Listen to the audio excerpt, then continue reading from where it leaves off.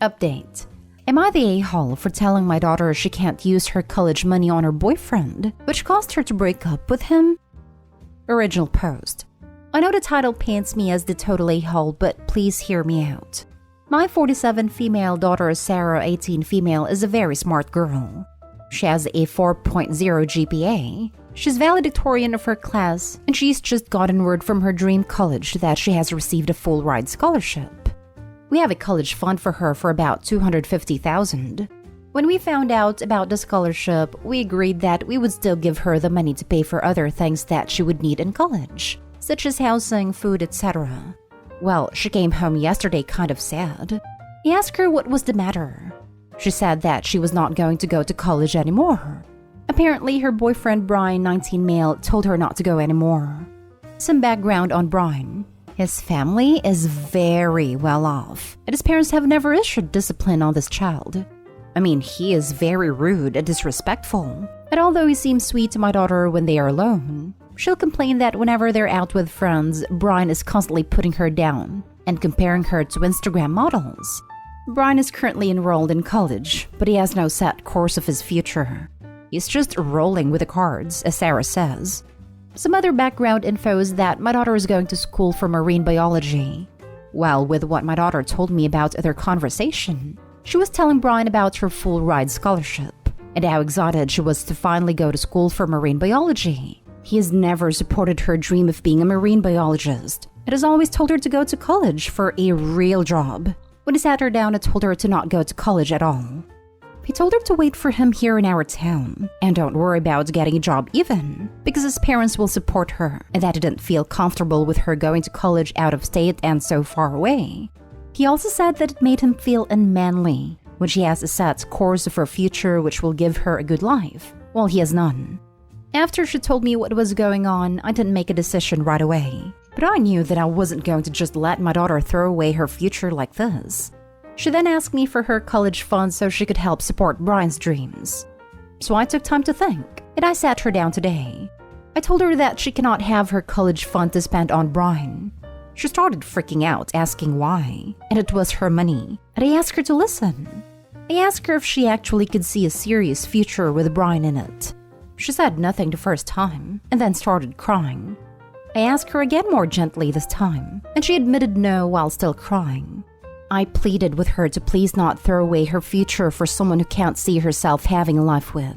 She then nodded and went up to her room for some time to think. From what I've learned, she broke it off with Brian, and he has been calling non-stop, crying and begging to speak to her. I feel very guilty and sort of like an a-hole. Am I? Now for the top comments before reading the update. I know that the title paints me as a total a-hole, but please hear me out. No, it does not. It paints you as a responsible parent. The first thing I thought was, absolutely not. But then I read about halfway into your post and I realized that I was right. You're absolutely not an a-hole. The truth of the matter is that Brian is toxic and abusive. She absolutely loves him, but he clearly doesn't love her because he's willing to wreck her future in order to feel in control. You did the right thing. You're a wonderful parent. At the end of the day, most men will come and go in her life, but you'll always be there. I keep thinking if his family is so rich, he could have moved to where she was going to college. But no, I feel unmanly if I'm not superior to you. Barf. And give me your money. WTF? No. Not a-hole. She shouldn't throw away her dreams and future for a guy who is so demeaning towards her and won't support her. Who says he would even come back to her even if she waits around for him. She's dodged a bullet. Yeah, 100%. He honestly sounds like he's got the makings of an abusive partner in him, and you've really helped her dodge a bullet. Give her so many cuddles. Your daughter sounds wonderful and deserves so much better. Not a-hole. You probably saved her life. For real. I didn't want to be too dramatic, but yes, her life could have been so terrible for years if you hadn't stepped in. I'd go even further and say that it was terrifying Opie even had to step in, and their daughter is still at risk of this. Opie, I'd really suggest sending your daughter to therapy of some kind. It's quite possible this guy has been emotionally mistreating her for a while, and this isn't something you easily get over. You don't go from throwing away my future, dream job, and money for a guy to healthy independence in one intervention. This time, Opie could intervene. She's 18 and doesn't have access to all her money yet. But eventually, she will be able to fork over $250,000 if a guy asks her. I don't count out this guy either. If he's got his tentacles in far enough that should give him $250,000, it's likely she'll still go back to him. Don't let him pour abuse over her for hours on the phone either. You can't imagine the things someone like that will say to have her taken back. And now for the update. I know that this has blown up a lot, so I'm going to post an update in the comments since I can't make a post about it. My daughter came to eat breakfast with us this morning before going to school, and her father and I had a talk with her. We told her that we loved her and that we were here for her. She said thank you and that it meant a lot to her for her to have our support. Of course she does, because we will always love and support her. We made sure to tell her that. But I told her that I did not want to ever see Brian again, and she said the feeling was mutual. I told her all of the wonderful messages and comments you guys were sending her, and some of the advice you gave, and she is very grateful. We made sure to tell her that we know it's going to be hard, but to not give in to Brian's pressuring and to block him on everything. She said that she had already done so when she ended things, and showed us her phone as proof, which she didn't need to do. We weren't going to force her because we trust her. She went off to school and I called our phone provider to change our home phone number and my daughter's phone number, which I got her approval for. She called me while at school lunch, crying and begging me to come and pick her up. I was very confused as to why she couldn't just drive home in her car when she told me that Brian showed up during her lunch and him and some of his friends are blocking her from getting to her car and she is scared. I told her I was on my way, and before I left the house I called the police non-emergency line and had them send officers over. Since the police station was closer to our school than our house, they got there first, and when I got there, Brian was in the back of a police cruiser. What happened was the cops pulled up, and the rest of his friends ran off, but Brian refused to leave because he believed he was doing nothing wrong. And when the cops asked him to leave the property since he was not a student at the school, he got aggressive and attacked one of them and was going to be sent to the station. They asked me and my daughter if it was possible that we could go to the station to answer some questions, but that it was not mandatory. I told them no, and that I just wanted to get my daughter home, since she was still a crying mess. We got home, but I sent her dad a text message about what had gone down, and I left work to head to the police station, very angry. He came home and told us that he was planning on pressing charges against Brian for harassment and that he wanted my daughter to file a restraining order. I told my husband to calm down, since our daughter is going through such a hard time right now, and that when she is ready, we will discuss further details. We took our daughter out to dinner to treat her, which she greatly appreciated since we only really go out to dinner on holidays or super special occasions, so this was a big treat for her. We had another dinner outing planned to celebrate her scholarship, but this was just to cheer her up, and the scholarship dinner will be held at another time. We went home and watched a movie, and then I talked to my daughter about how she would feel about going on a little trip to tour her college town and get away for a while, and she happily accepted. The plan is still in motion, but it's all we have for now. That's all of the updates that I have right now, but if more interesting events unfold, I'll be sure to come back. Thank you all for your amazing advice, and my family greatly appreciates your support. Thank you for taking the time to help us even though we're strangers from the internet.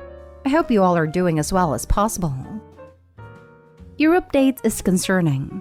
I'm glad your daughter is doing all right, but Brian's behavior is very concerning.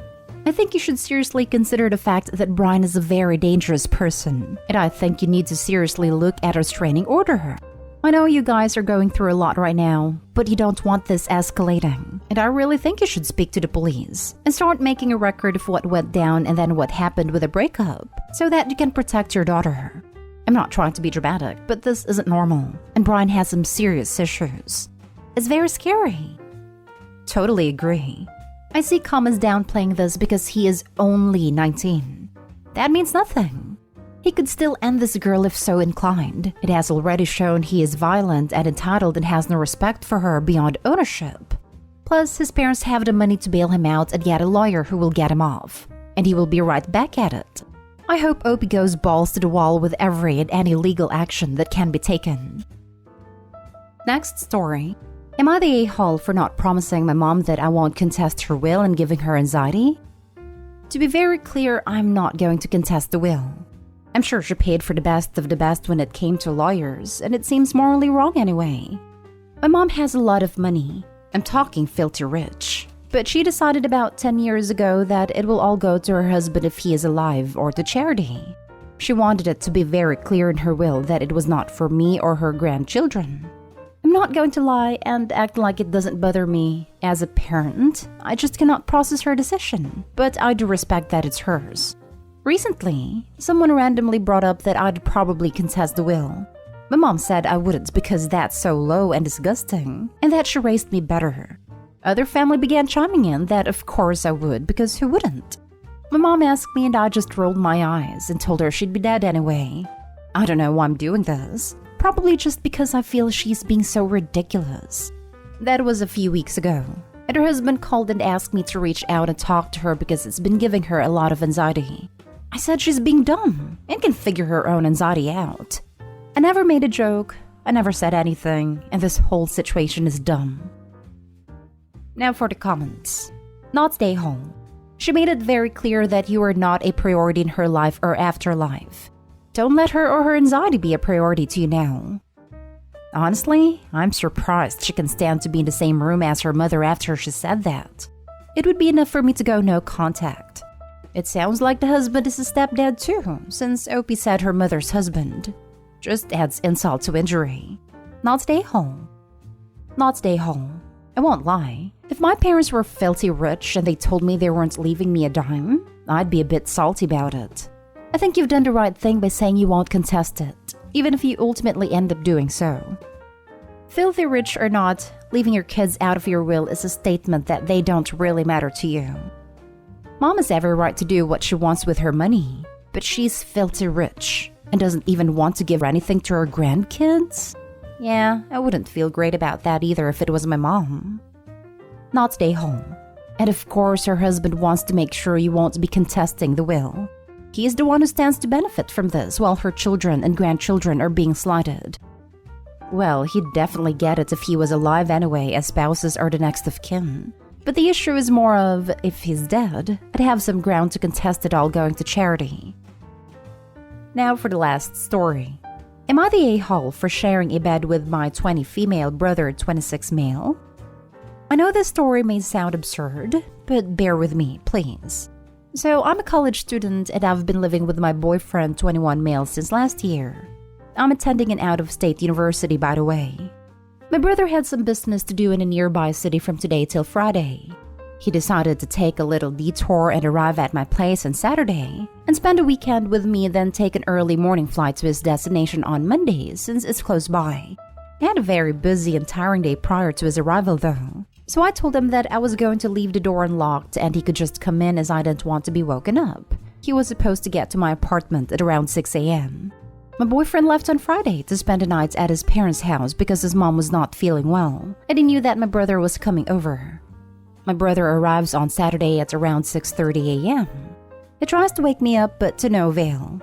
He tells me, "If you're not going to wake up, at least let me get into bed because it's cold and I'm sleepy too." I say okay, and he gets in.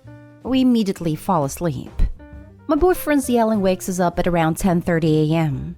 He starts saying how this is basically cheating, asking if we hooked up, if we're in an inappropriate relationship, etc. That this is absolutely disgusting, and mega inappropriate and other delusional things like that. I tell him that we've always shared a bed while living at home, and that this is 100% platonic. He lets me know that we were snuggling under the blankets while sleeping. I tell him yeah, that's what people do when they share a bed and it's cold. I start to get really angry at him at this point for constantly trying to sexualize me and my brother's relationship. So I tell him that I'm going to spend a weekend with my brother at a hotel, and until I come back, he better learn how to manage this irrational jealousy of his. I'm back at my apartment now, but my boyfriend gives me the cold shoulder. Not stay home. Is he an only child? Just curious. Some people can't understand sibling bonds. Either an only child or siblings who doesn't have a good relationship. Even then, friends cuddle sometimes too. Siblings even more so.